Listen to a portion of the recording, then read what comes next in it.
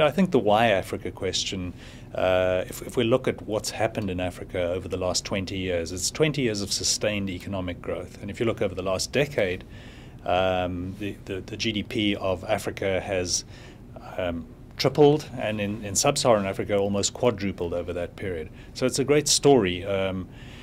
I think the other important message is what's driving that growth. I think typically, often people's view would be, well, Africa is a resource play, so this is a boom and bust kind of situation. But I think what's different this time is that the diversification of that growth means it's a far more sustainable story. Make no mistake about it, resources are an important part of that story.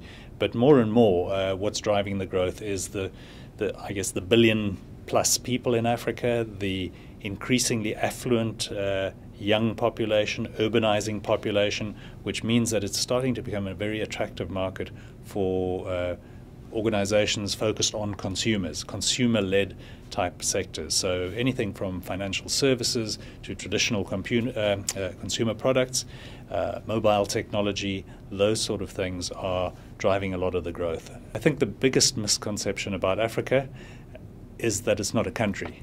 It's 54 different countries. It's a very diverse continent. And if you paint the continent with one brush, you're going to come up with the wrong conclusions.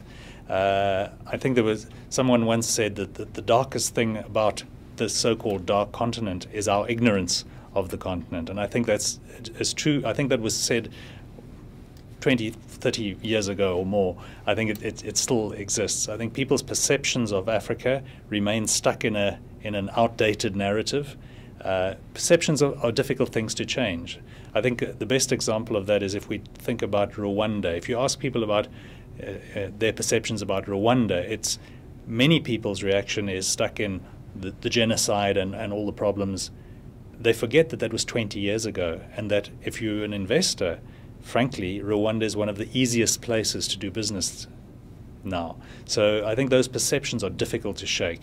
We survey 500 plus business executives from around the world regarding their perceptions on the attractiveness of Africa as an investment destination.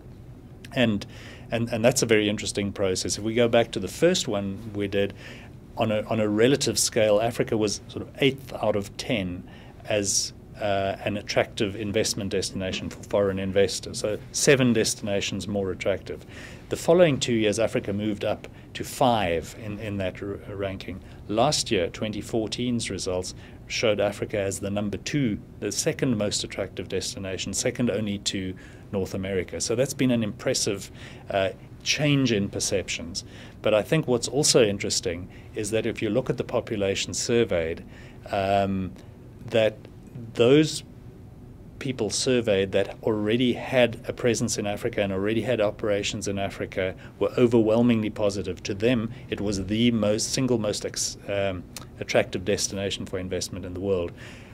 On the contrary, those who had no experience in Africa, no presence on the ground, ranked it as the least attractive destination, which I think reinforces the point that I was making earlier, that when you're doing planning, you actually need to get on the ground and see this for yourself. Otherwise, you're dealing with perceptions, and those need to be properly dealt with.